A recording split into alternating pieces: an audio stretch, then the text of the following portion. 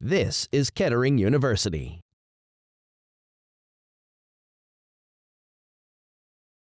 At this time, it's my pleasure to invite to the podium retiring Provost and Senior Vice President for Academic Affairs, Dr. Robert Simpson, and incoming Provost and Senior Vice President for Academic Affairs, Dr. James Jong.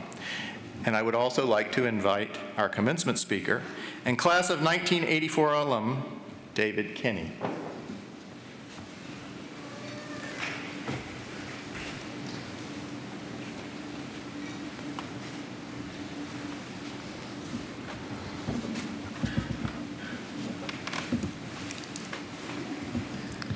On behalf of the Kettering University faculty and pursuant to votes by the Kettering University Board of Trustees, I now present an outstanding leader in the business world, a tremendous supporter of educational excellence, and a strong proponent of Kettering University, Mr. David Kinney, for the conferring upon him the degree of Doctor of Management, honoris causa.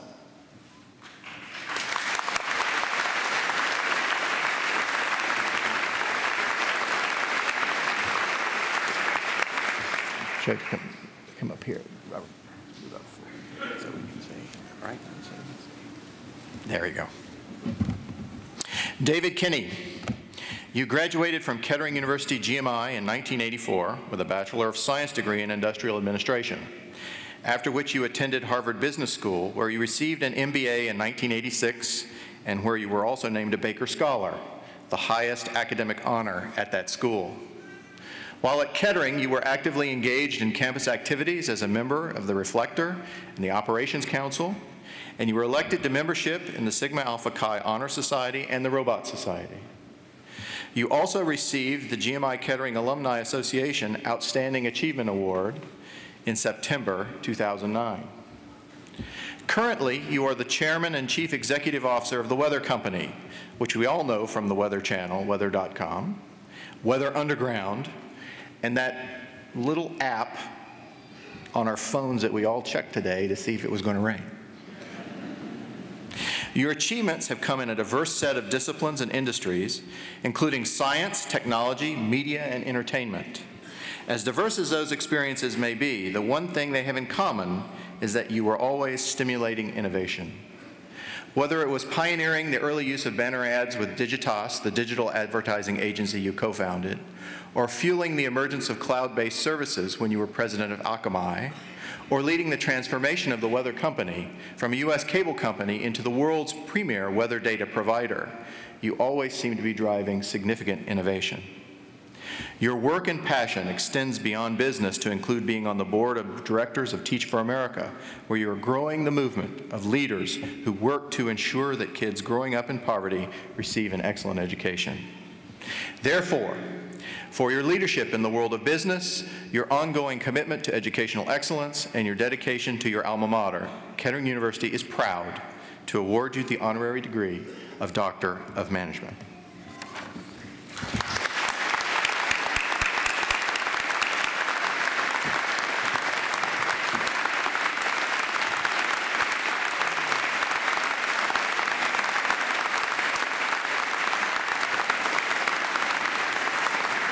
Please join me in welcoming our commencement speaker, Dr. David Kinney.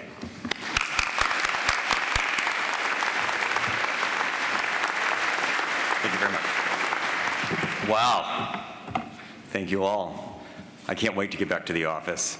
We have a lot of PhDs. President McMahon, Kettering trustees, distinguished faculty members, and most importantly, proud parents of today's graduates, thank you humbly for having me here today.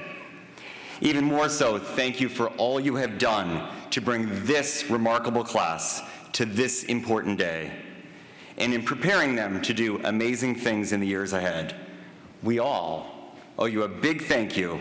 You could have not made a better investment. Now, with that said, I've really been looking forward to saying this. Hello, Kettering, class of 2014.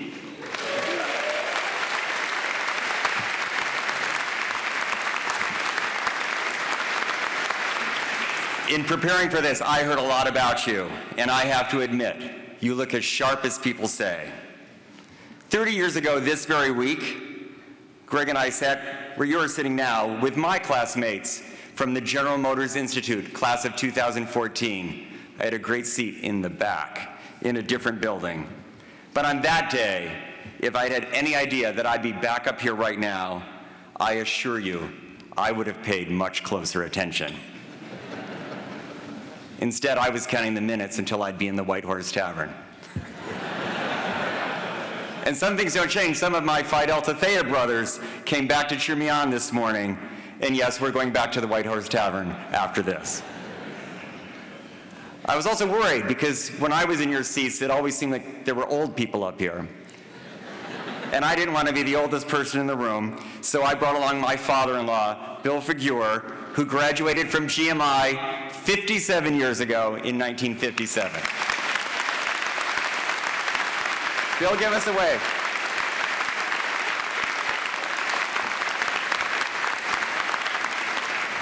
Coming here as a student truly changed my life. Like some of you, I was the first in my family to ever go to college, which was a very big deal to me and to my parents.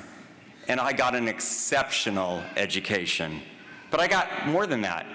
I went to some of the best parties in my life. I got to develop friendships with a lot of really bright people who saw the world from different angles. I got a head start on all my counterparts from the other engineering schools because I had co-op work experience in the real world. I got a great job that took me overseas at a young age. And most important of all, I got a wife. That's right, a beautiful, intelligent IE student named Angela who followed in Bill's footsteps here. I'm very grateful for my experience as a student. And so I have to tell you that this day is very special for me to have this opportunity to be with you on this symbolic day. It's special for me because I believe that you, the Kettering class of 2014, are going to change the world. You are the generation that will apply math and science to the three biggest challenges our humanity has ever faced. The challenge of mastering climate change, the challenge of providing great health care to the largest human population ever to inhabit the earth, the challenge of transporting twice as many people and goods as when I graduated. These are among the three most massive challenges we face, and math and science are essential to overcoming all of them. Even more importantly, you are the people who can put those tools to work. You are the people who will make the world better than it has ever been.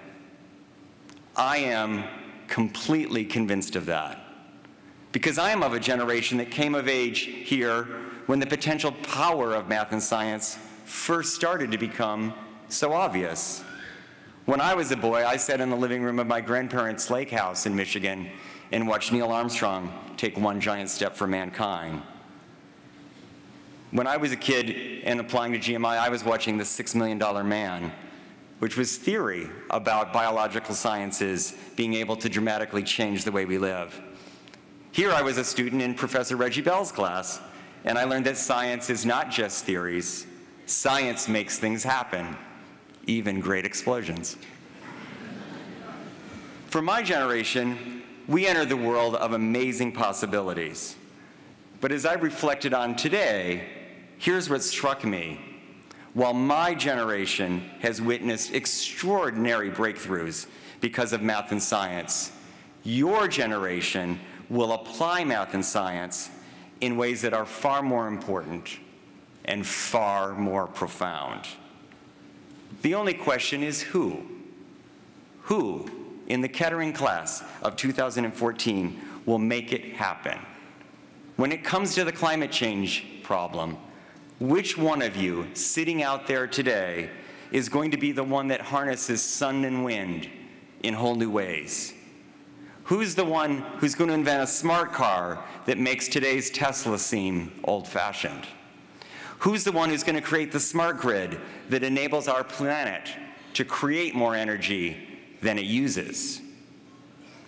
When it comes to the healthy population problem, which one of you is going to invent new ways to grow food crops that can survive devastating droughts? Who's going to find a way to turn good water out of bad water? Or who's the one who's going to program the smartwatch I'm wearing so that you can sense the preventative action I need before I do? And when it comes to the transportation problem, which one of you is going to invent the driverless car? Or the one that generates the next generation of high-speed rail? Or who's going to revolutionize air and space travel? These are the kinds of huge opportunities that are out there waiting for you. And as you pursue those opportunities, I only come with just two simple pieces of advice. My first piece of advice is this: you must court uncertainty. What do I mean by court uncertainty? As people of math and science, we are instinctively drawn to the certainty of the known, to the data, to the facts, to the laws and principles that have been substantiated, to the theorems that have been proven. In fact, when I was here at GMI, before Kettering, it was all about the single right answer. There was no such thing as partial credit. In thermodynamics, we had a professor who was very clear. Student design bridge, make one error, bridge fall down, many people die, no partial credit. And so, as engineers, we're all obsessed with having the right answers. In virtually everything we do, we want to be certain. It is our nature. It is our training. And as graduates of Kettering University, it tends to be the way the world could work for us. Think about it. Compared with your peers at other schools, and especially your peers in other fields, your lives are more certain. I understand that more than 95% of you have started or will start great jobs within the next 6 months. In 2014, in our world, that's very unusual. And not only will you have jobs, but you're entering fields that could have very clear and specific career paths. When I left here, it was even more certain that there was a specific ladder here for us to climb. You started as an assistant engineer, then you became an associate engineer, and then a supervisor, and then a senior supervisor, and then an assistant chief engineer, and then a chief engineer. It was all very orderly, and if you did good work, the path was certain. But in the 3 decades since I was in your seats, the supposed path of certainty has grown less certain, because certainty comes with hidden dangers. It's true for individuals, and it's true for companies. Our generation has witnessed the fall of some of the mightiest, most powerful business institutions in history. Companies were at the top of the S&P when we were here. Kodak, Blockbuster, Digital Equipment, Sun Microsystems, Sears, Kmart. Powerhouses that became tragic victims of their own certainty. It's happened in virtually every industry, and you certainly witnessed that dynamic here in Michigan, where the American automobile industry went through gut-wrenching times. Well, some of the greatest innovations in automobiles are coming from my friend Elon Musk at Tesla, who is not encumbered by established rules of the industry. Even at the weather company, we've tried to learn from those dynamics. We're very wary of clinging to the certainties of our cable television roots. Cable television launched when I was at GMI. In fact, CNN, the Weather Channel, and ESPN all started when I was a sophomore at the Spidelt House, our first cable box. And at the time, the emergence of cable television was one of the most innovative breakthroughs in any industry. It caused a huge disruption in a TV business where there was the certainty of 3 broadcast networks. This is really true. You can ask your parents. But things change, and yesterday's big breakthrough very quickly becomes tomorrow's tired model. The most dangerous thing we could have done at the weather company would have been to continue to view ourselves principally as a cable TV company, instead of reinventing ourselves as the world's premier weather data company and now decision company that operates across mobile phones, telematic systems, airplane cockpits, trucks, and of course on television. We know, I know, you should know, nostalgia is the enemy of optimism. We must always strive to make sure that our best days are in the future and not the past. That's our vision, and to achieve it, we must achieve real breakthroughs every year. And yes, so must you. Because the reality is that your generation enters the work world at a time when real breakthroughs are not only expected of you, they are demanded of you. We need you. But the good news is that nobody is in a better position than the Kettering class of 2014 to deliver those breakthroughs. Why do I say that? Because you are people who actually understand the physical world. You are people who know how to make things and how to make things work. Over the last 3 or 4 decades, there's been a lot of glamour and public attention around big advances in computer science, which have been enormous. But for all the advances in computer science, we're only now beginning to scratch the surface of the enormous potential that happens when you connect the digital world with the physical world. In fact, the only relevance of digital will be increasingly dependent on our ability to integrate it with the physical. And I have to say I love the digital world, but I can assure you that the physical world is where great things happen. Nobody is more excited than I am about the Internet of Things.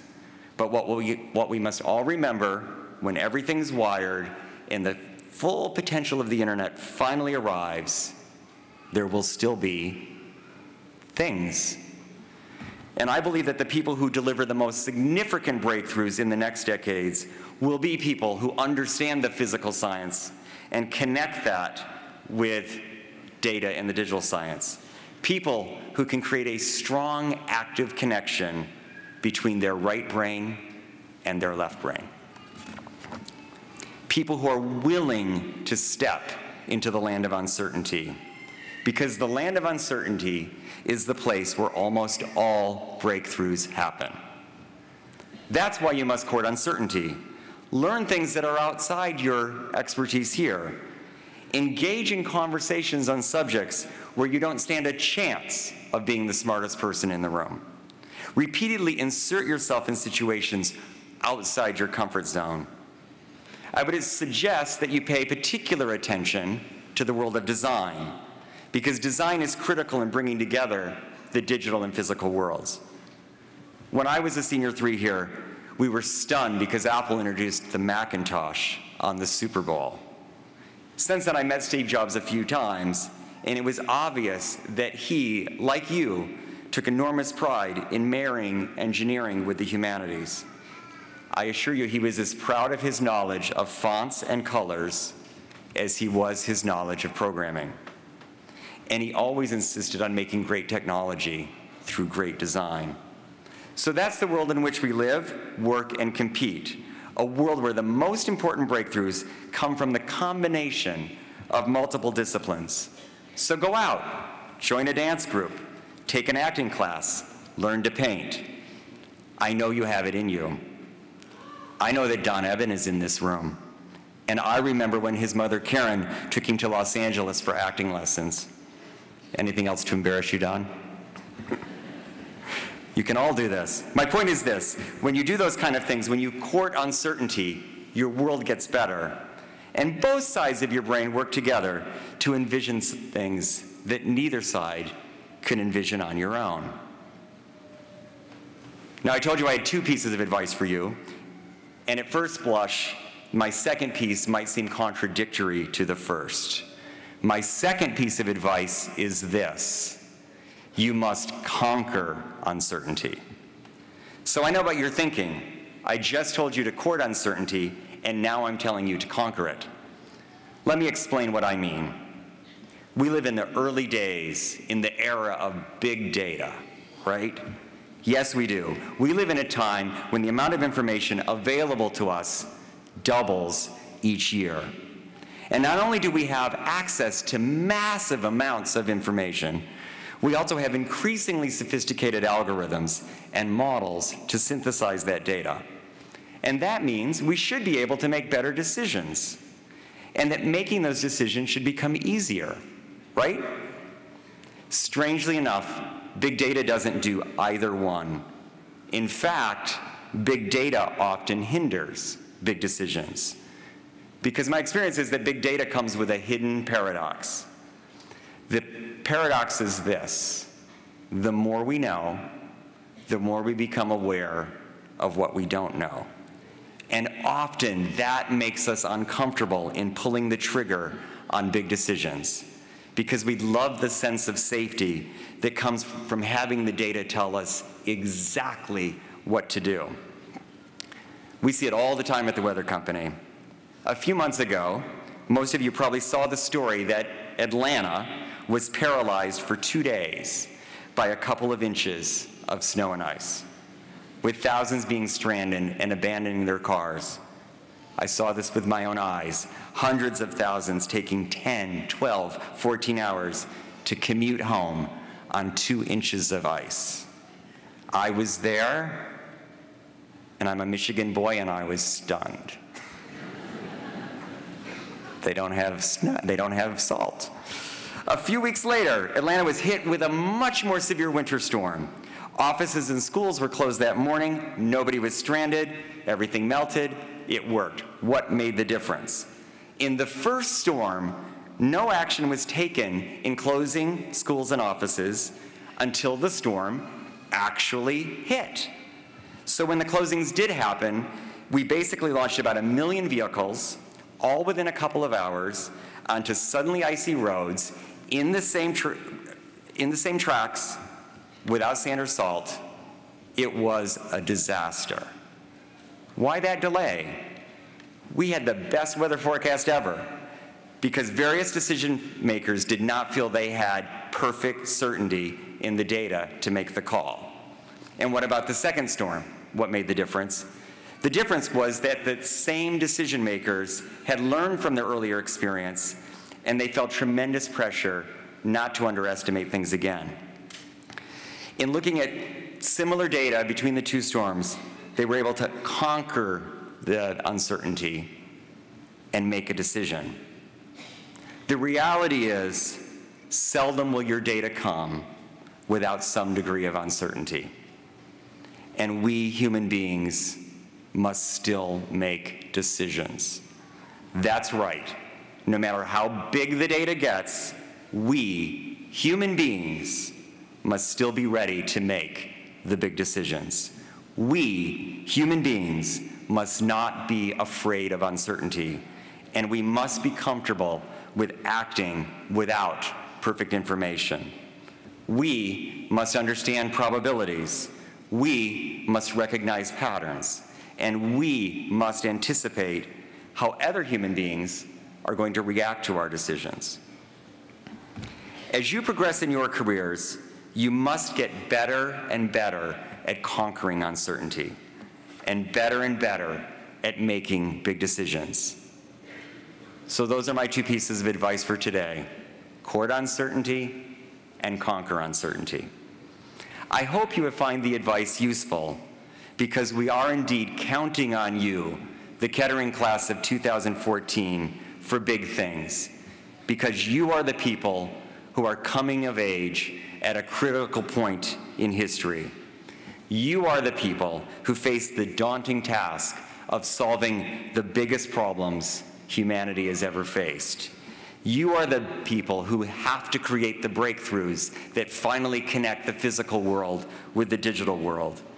You are the people who must successfully court certainty and conquer uncertainty. You are the Kettering class of 2014, and you are going to fundamentally change the world.